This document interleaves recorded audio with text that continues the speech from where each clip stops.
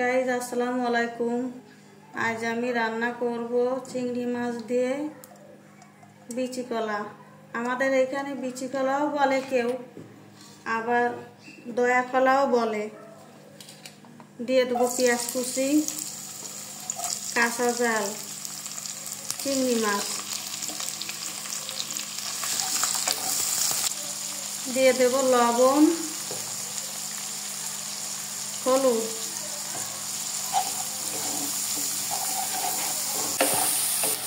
কিছুক্ষণ নেড়ে নিয়েছি। বাকি মশলা দিয়ে দিব। জিরে রসুন বাটা 1 চামচ,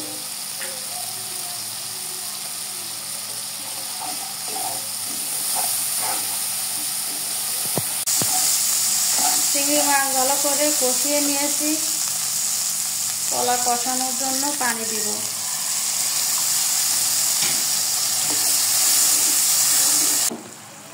মশলা পানিতে জাল উঠে গেছে, কলা দিয়ে দিব।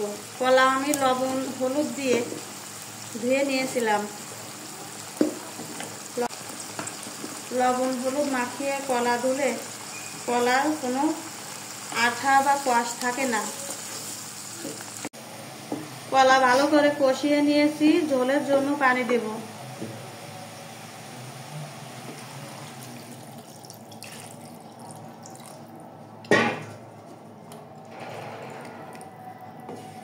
দশ মিনিট রেখে রেখেছিলাম, তুলে নিব।